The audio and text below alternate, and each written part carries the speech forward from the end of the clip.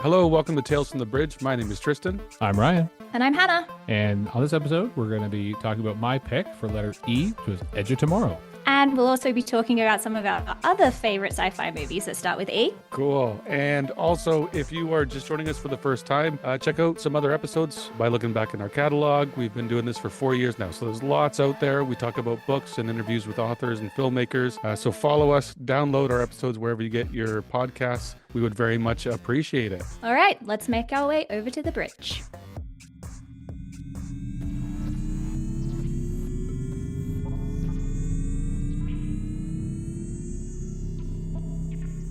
All right, well, let's talk about some other sci-fi films that start with the letter E. What do you got? Actually, the one that was tied with this in my head that I kept going back and forth on was actually Escape from New York. It was Right. a huge one from my childhood, and it was, but I decided to go with something a little more contemporary for this one. That is a good one. It's funny. I do find John Carpenter films sometimes so bad they're good. Also, like Yeah. they're so Oh, cheesy and silly that it's, except for The Thing, which is like a perfect film. incredible. But Yeah, absolutely. and don't forget Escape from L.A., right? That goes Oh, hand in yes, of hand with that course. one. It does. Yeah, for sure. Another one from my childhood, E.T., Extraterrestrial. I say it's from my childhood. I never could watch it because E.T. actually terrified me as a child. But it has to come in here. It has to be mentioned, right? It's I mean, it goes beyond sci-fi and is on so many best films of all time lists as well. And That most was people's brother didn't probably hide underneath the house pretending to be ET and traumatize them and their affection for the movie for life. So they yeah, probably, okay. Well, that's nice. That's nice. yeah. I don't think you're alone in that though, like being weirded out by ET as a kid. Mm. I think it was definitely I a don't little think a modern day alien movie that's for families, the design of the alien would be quite so creepy, right? agreed. Yeah, one I'll mention here. Ryan actually mentioned this last time, almost as if he teased me as if he might pick this for E, uh, even though I knew he wouldn't do it. Enemy Mine from 1985, which is a Wolfgang Peterson film. I couldn't. It's too much camp for me. Like unbearable camp actually. I even attempted to watch it since the last episode, and Really? I barely got a third of the way through before I had to bail. It was just life's too short, you know what I mean? Did you see Drac have the baby? Didn't get there. No. Oh man, that's when it really gets going because they Oh. kind of both become parents together, and Oh, it like, spoilers. Man. yeah, Oh, it's a 40-year-old film. yeah, for a film I'm not going to finish, so that's fair. Yeah. What else you got? I had another one that was from it was probably one of the first more like I guess quote unquote serious sci-fi movies I watched as a kid. It was Equilibrium. You guys remember this one? It's a Christian Bale film. It felt like a bit of a precursor action wise to like The Matrix, sort of, in the way that they did the like gun fu sort of thing, the like blending of like gunfights with kung fu, and I don't know, it's good. It's like post-apocalyptic sort of where they've basically outlawed all extreme emotions in order to sort of quell the population. Right. Quite good, but also pretty cheesy and like a really early sort of like Christian Bale feature. Yeah, Yeah. yeah, definitely worth a watch if you haven't Yeah, seen it. that was a neat little action movie. That was Yeah. three. It did come out 3 years after The Matrix. Oh, okay, okay. So it's tied into that whole It time then, I it guess. kind of, I think it. I wonder if it would have not been made if it wasn't for the success of The Matrix. But Yeah, that's fair. Yeah. Okay, would we count Eternal Sunshine of the Spotless Mind as sci-fi? I agree, Hannah. That's science fiction for sure, and it's really hard to compare to other films. Yeah, There, it's there. unique, it's standalone. I mean, Jim Carrey at probably his career best, arguably. Kirsten Dunst is a superstar. Mark Ruffalo, Elijah Wood, all turning in fantastic performances. The script is amazing, edited with such precision to make it really easy to follow, but also engaging enough to want to stay involved. Beautiful, beautiful movie. Haven't seen that in a while. Should revisit that. Yeah, I was thinking the same thing. I don't think I've seen it since it first came out. Well, I'll go to the other end of the spectrum of not funny and not quirky, and I'll say Event Horizon. I remember watching this as a teenager and definitely being creeped out by it, but not like scared like a horror movie scared feeling, more just like just dark and depressing, like the concept being this ship that goes to hell and back, or a dimension of like pure evil and then back. I thought that was great. And it's gory. It's got some gross stuff going on, but man, is it creepy, and probably up there in the top 10 of like science fiction horror films. Yeah, absolutely. That was, speaking of movies that scarred us as children, probably watched it before I should have. That one for sure. Gotta mention Elysium. I know that it's a bit of a divided amongst audiences, but I loved it. I know I'm going to risk sounding like a Neil Blomkamp fangirl, but awesome. Matt Damon sci-fi. What's not to like? Yeah, I went to the theater to see that, and I remember coming out going, yeah, it was okay. And then it was couple years later, maybe even more than that, I watched it again and was like, no, this was really good. He actually, did you hear about his next project? Speaking of Neil No? Blomkamp. Mm-mm. Well, don't ask me. Yeah, apparently Neil Blomkamp is going to be directing the next installment in the Starship Troopers franchise. Shut Oh, up. Yeah, hell yeah. and That's awesome. it's not a remake. Oh, They're good. going to be Okay. continuing that story. So I think that's really neat because That's awesome. and we've had Neil Blomkamp on the show, and we've also had Phil Tippett on the show, and Phil did the special effects for Starship Troopers, and Mm, Phil Tippett actually directed the second Starship Troopers film. that's exciting. I'm gonna throw one more out there because it's by the greatest Canadian film director, and that's Existence from Oh, 1999. Oh my gosh, Jude Law. Yeah. yeah. I totally forgot about Existence. I think I watched that about 17 times as a teenager. Something about this film just really Yeah. resonated with me, and I watched it a lot. Yeah. I don't think I've watched it in the last 20 years, though. Yeah, revisit that. It's interesting. Hmm. It's actually really interesting to rewatch now because it came out 26 years ago, and it was playing games through these weird organic kind of consoles, right? That attach to the human body. It's going on the list for a rewatch. Yeah, so it was my pick this time, and I have a weird relationship with this movie in that I really love it, and I've seen it. I don't even know how many times. It's one of those ones that I could, if it was on, if I still had cable and I turned it on halfway through, I would finish it. It's just one of those, right? I just every time I'm a sucker for it. And but it's also one of those movies that for me came out of absolute nowhere. Like I never saw a trailer for it. I didn't know it was being made. I knew nothing about it. And to the point where I'm pretty sure when I found out about it, it still had the original title, which was Live, Die, Repeat at that time, because that was what all the posters said. Obviously, I guess that they didn't figure that was going to play very well, so they did end up adjusting it, and of course adjusted from the original title of the book, which was All You Need Is Kill, which is where the original story comes from, actually. And I had mentioned, just as a throwback to the show, the copy of the book that I got in prep for the episode does have a blurb on the front by a friend of the show, John Scalzi. He actually does the little promo for it on the front. But yeah, so it's sci-fi setup movie about aliens invading Earth. When we jump into the movie, it's about 5 years into the invasion at that point. The human race is not doing very well, and it introduces our, I guess, almost anti-hero, I guess, with Tom being introduced as sort of a smug media personality that basically is like selling the strategy of the army, and finds himself being sent off to the front line. I think one of the things I also really love about this movie, because I like watching Tom Cruise in movies, but it's really fun to watch him not do things very well.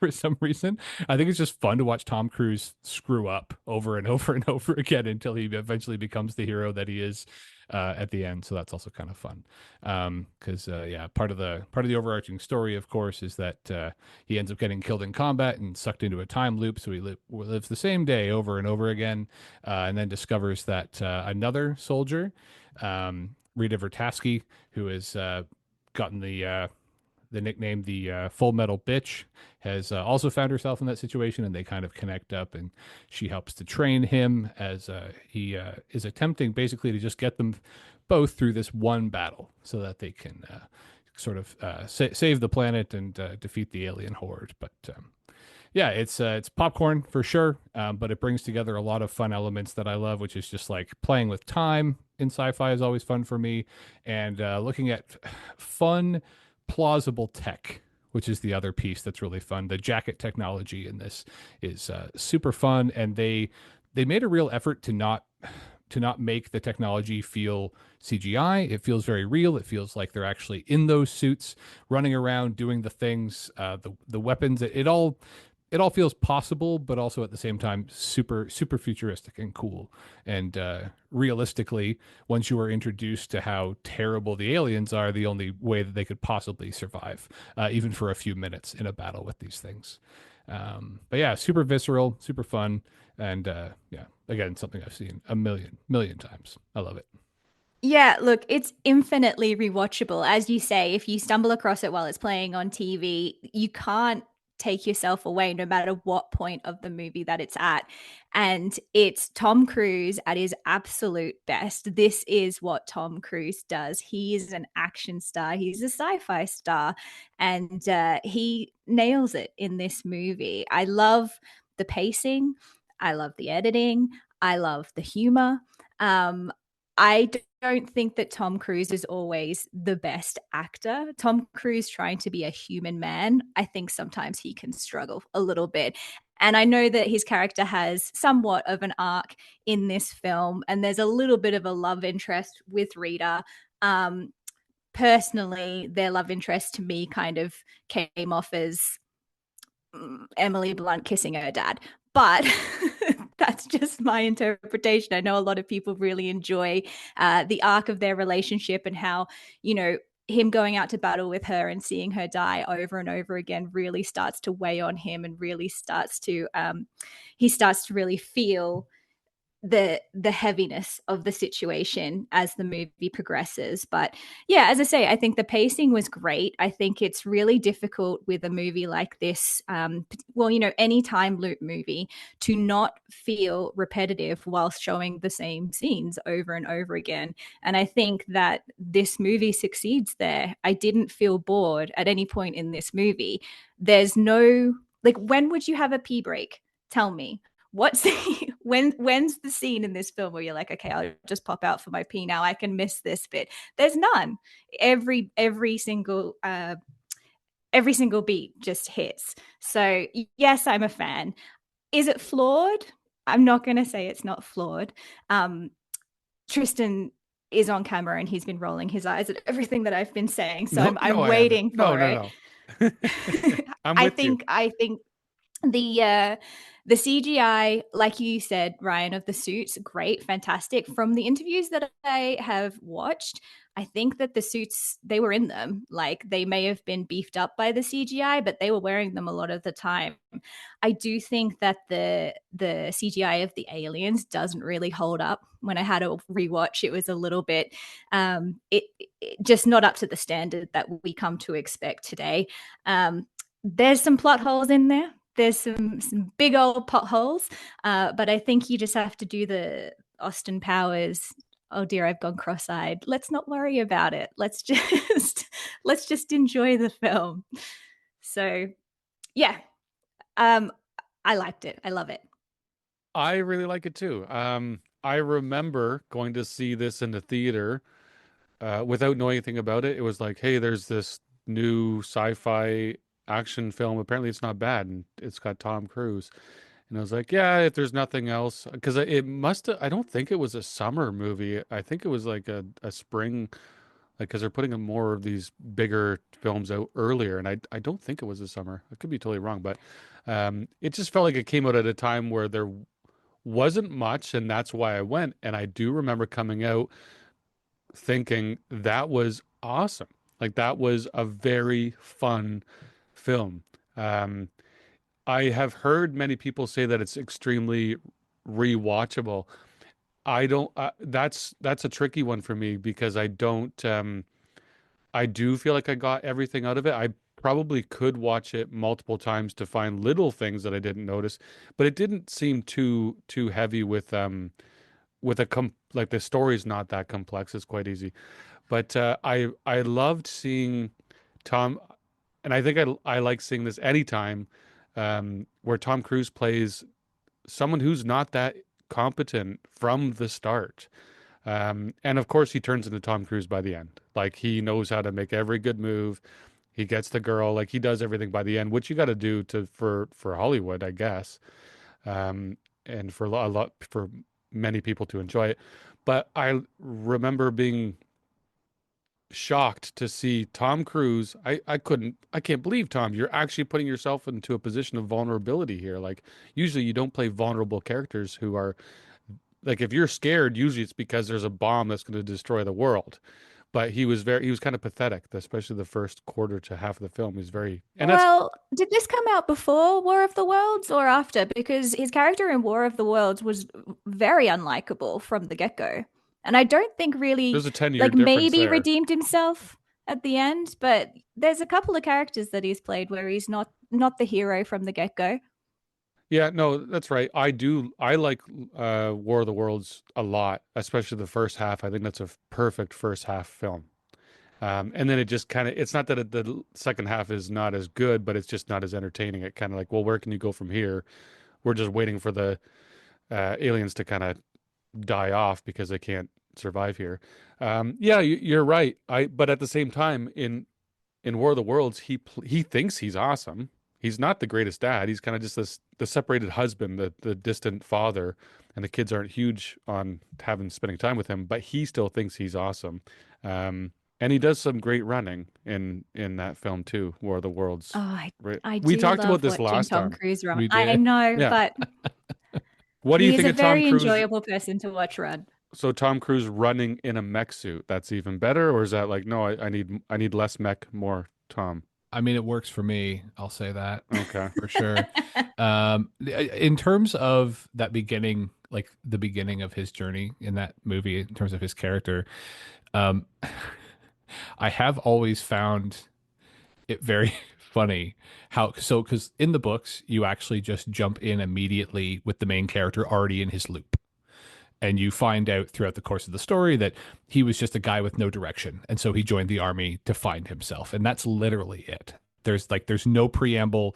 That's all you get, which actually works quite well in the book version because he's a blank slate kind of, and the rest of the story is painted over him, right? Whereas in the movie where he gets sort of like railroaded to the front line as if this general has like a personal vendetta against his smug ass. I just think it's very funny, and like every time I watch it, that whole scene just feels like it feels satisfying because yeah, you want to see this smug asshole like have to go and like do his job, but there's also a part of you that's like, why did they do that to him? Doesn't make any sense. It's weak. It's weak. So, it's a so total plot weird. device, but Yeah. accept it. We had But to great. get him to the front line Oh. somehow. So Oh, now he's no. there. Let's move on. 100%. Something interesting about that too is I'm not going to try to find meaning where there might not be any at all, but it's really interesting that the war is being fought in Europe and the Americans are over there, and the Brits and the French, they're in charge. Like they Mhm. are the ones that are in charge here, and it's easy for them to just say to this American major, "No, you're just going to be infantry now." Like, Yeah. Plus, we get to I watch kind of Brendan like that. Gleeson be Brendan Gleeson, which is just always Yeah. for that, and that actually is like the lovely little vignette performances we get, right? Like Gleason's one, Paxton as Farrell is just Paxton is unreal. goddamn delightful. Yeah. That man just takes every scene he's in. I'm only watching what he's doing. It doesn't matter what anybody else is doing. Yeah, I think Bill Paxton is my favorite part about this film that we're talking about right now. Some of Oh, his lines R.I.P. are so convoluted as well, and for him to deliver it with such conviction is it's noteworthy. Yeah. Oh no, his whole speech about fate, like it's like you buy it. You're like, okay, you're really you're a sergeant major, and you are there to like whip these guys into shape. Like when he's getting them all riled up on the when they're all flying in right before everything it goes south. Absolutely, 100% love that. Tip guy. of the spear, Edge of the knife. I love it. Oh yeah, no, it's great. One thing I want to talk to you guys about this film, and maybe science fiction action films in general, is I do feel like science fiction films are about exploring things about humans. What do humans look like in the future? What does the human condition look like in the future? Are we still in the same experiencing the same things? Are we better? Are we worse? What does the future look like?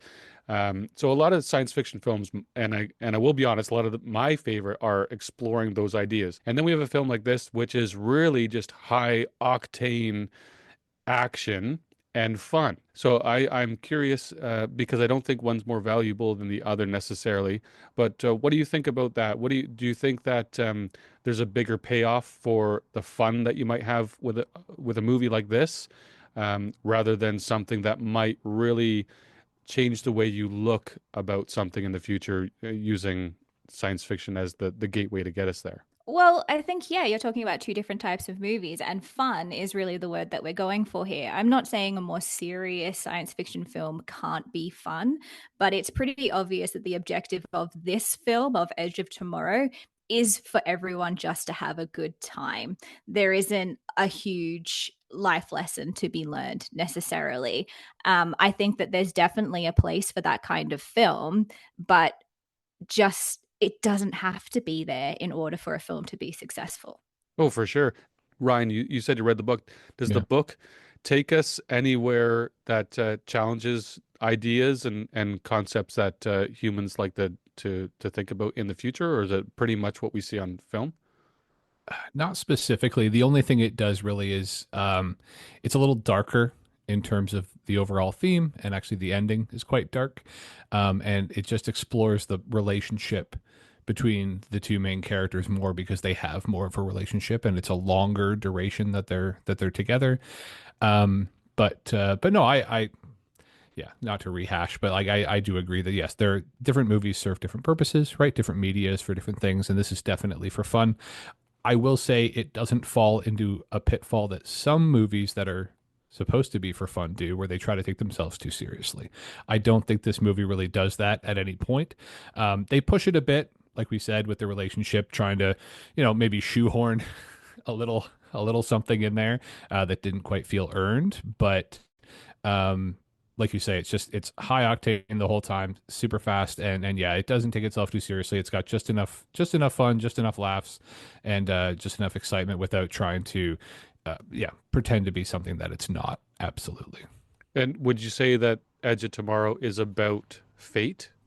Because that comes up, right? And obviously, if it's a time travel film where there's the repeating, do you think it I says mean, it, something it about does. fate? I guess, but it's that old tired cliche of like I don't know, like that like in the end our human attachments can overcome any adversity. Like it's such a played out to me, in my opinion, it's a very played out trope of like I mean, and to be completely trite to say like love can conquer all or whatever, right? Or whereas I don't know, maybe it's more the idea that like our ability or willing to survive, like our drive to survive maybe can overcome the odds, but again I don't necessarily feel like that's the point, even even to that degree. Can we talk about the Emily Blunt of it all? Because I know we've discussed Tom Cruise quite a bit, but Emily Blunt is a total badass in this film. Definitely. And this is also one of her earlier, like, big Hollywood roles, right? Blockbuster, yeah. Yeah, I mean, and she really holds her own. She has done some of the bigger action films. Most recently, The Fall Guy. She was doing some great action scenes there. Even in A Quiet Place, when she's cocking that shotgun in A Quiet Place, she's stone cold, and you do not mess with her. She's awesome in this film, and I really they really milk the yoga pose at the, at the They beginning when we first meet her yes, character, when we yes first they meet do. Rita. That comes up over and over and over again. And I actually heard an interview where apparently Tom Cruise was taking a little while to get to set, and Emily Blunt had to have a word with him because she's like, "This is not an easy pose to hold. Can we like get things moving a little bit here?" And of course, I'd be remiss if not to mention that, of course, her name her character's name, Rita, is a homage to the other female lead in Time Loop movie, Groundhog Day, That's right. right? Oh, really? I didn't Yeah. know that. Yeah. But no, she does. She does kick ass. She really does. And she absolutely holds the screen just as well with Tom.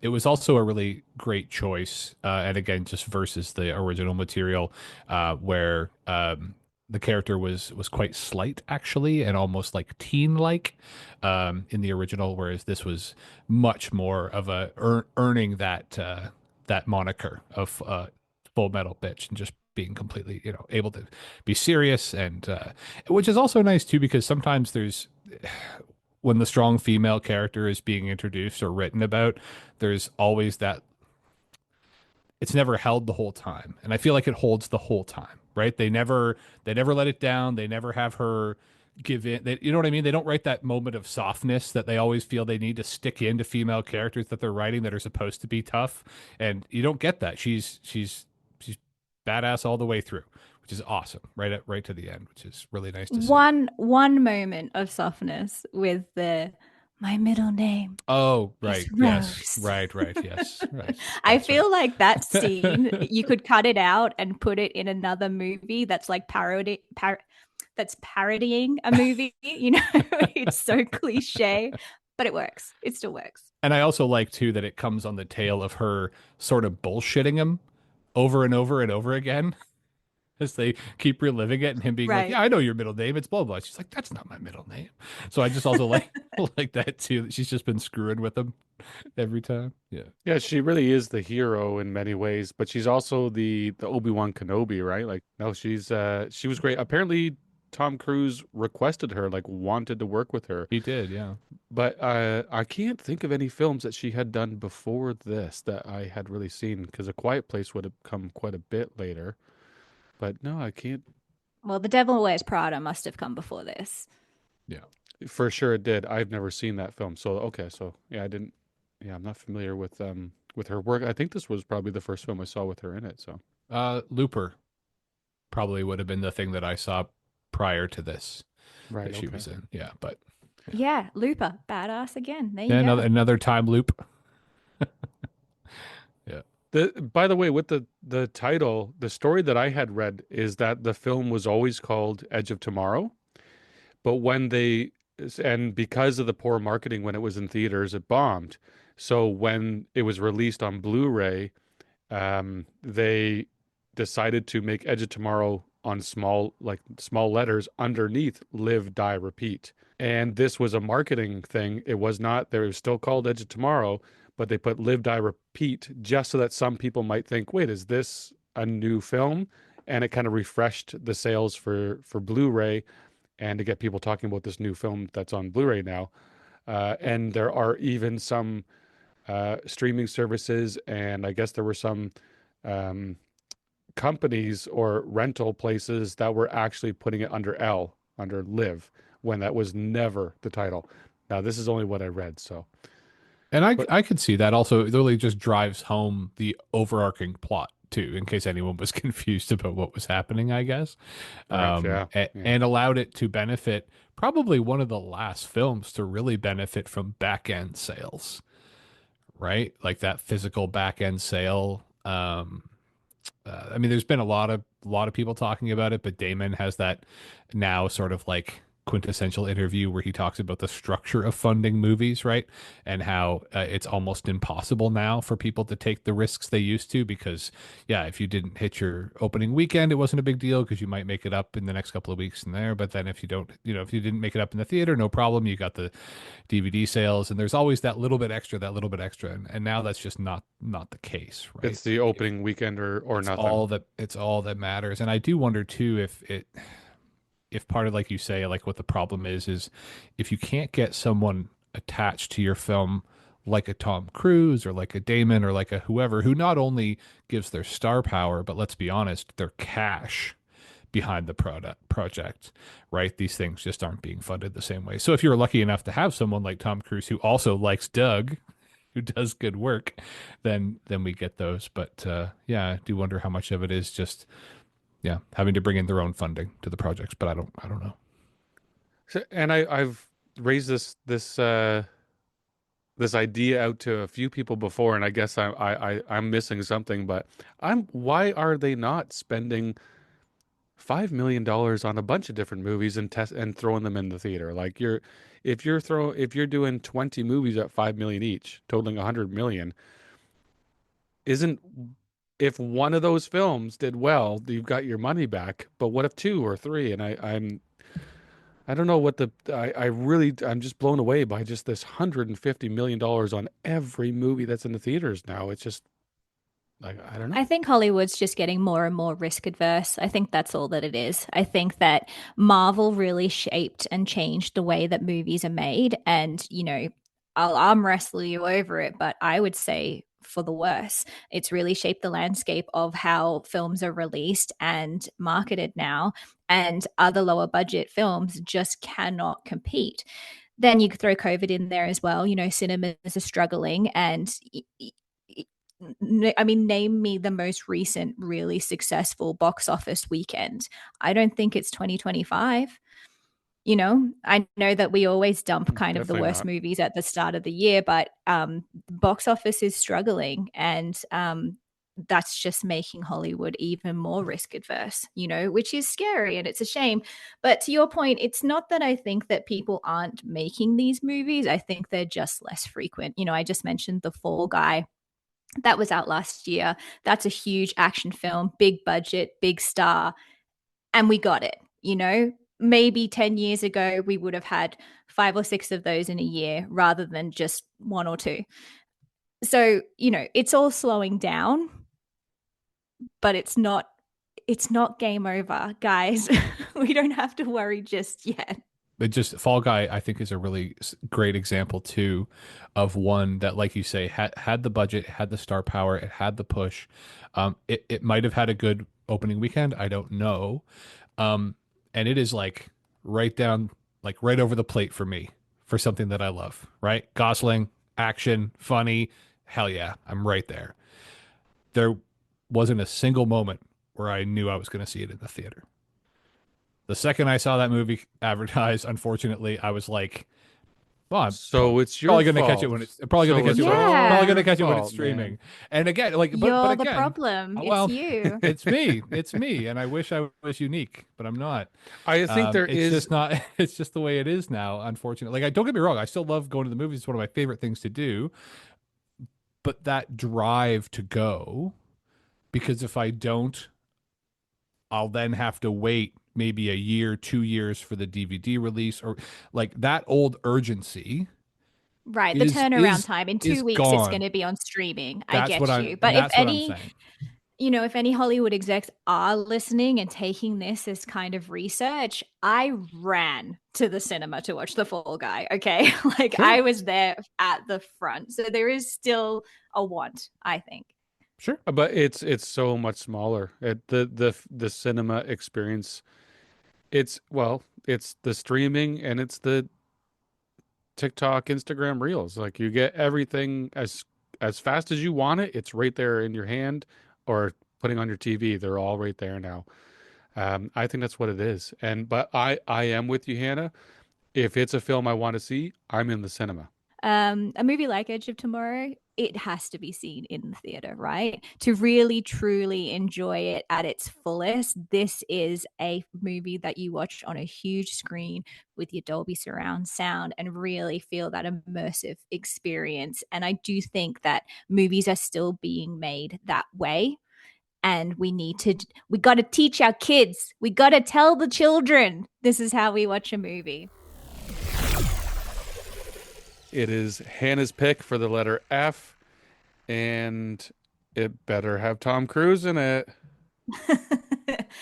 Look, before I tell you what I've chosen, can we just acknowledge the level of restraint that I have shown in not choosing The Faculty from 1999? Like, when I say that that film, and in particular Josh Hartnett, was formative to my teenage years, unfortunately, it's bad. It's very bad. I rewatched it a few months ago and I was like, oh, nostalgia does not necessarily a good film make. So it's a pass on The Faculty. But pat on the back for me for showing that restraint. I did also consider The Fly. I thought The Fly could be a really interesting one to kind of pick apart. And also, That's I just David love an Cronenberg. excuse. There you go. I just love an excuse to talk about Jeff Goldblum at length because he is a fascinating man. But ultimately, it was a no-brainer. It has to be Corbin Dallas Multipass, The Fifth Element. Nice. Oh, nice. That's awesome. Yes. That's perfect. Mila Yeah. Jovovich, I'm happy with that. Bruce Willis, Chris Tucker, yeah. Tucker. Thank you. Gary Oh Oldman. my God, Gary Oldman. Luke in Besson. like full Gary Oldman too, which is just Yeah. so fucking delightful. Yeah. Well, I can't say I'm not disappointed that it's not The Faculty because damn, I was like amped up to watch that shit again because it's been a long time. Just do it anyway. I'm just gonna we do it could anyway. rip it to shreds. I can't. Can we just do like a special bonus episode where we do like 20 minutes where we just destroy The Faculty? That'd be great. And in particular, like Josh Hartnett's haircut. What was going on in the 90s, man? Oh, there was so much going on in the 90s. Yeah. It was Flagpole It Sita, worked for teenage me. was that the song? Was that the banner song for that Flagpole movie? Sita? Was that How- it? I think that was on there. That soundtrack was Yeah, pretty it slapped. solid for like Yeah. the what back then we used It to call like was. preppy. It was preppy rock, is what It I was. remember being Yeah, like. it was great. Yeah. That's what introduced me to Another Brick in the Wall, which I'm Hey, sure there you go. Yep. was the wrong film to introduce Guys, me I to love that that classic was track. that's but, it. Never tell that to I don't know who, Yeah. but there's definitely somebody out there that's gonna get mad about that. Yeah, because they're That's like great. the film that should have done that was The Wall. But That's amazing. I love that. no, that's great. But Fifth Element, fantastic pick. It's that is a film I want. Like, can you make that film anymore? I don't know. We're gonna have to talk about that. Could you make a film like? Actually, I think they did because Luc Besson did Valerian not long ago. And oof, okay, we got to get into it. We will get into it. This is going to be fun. No, good, great pick. Awesome.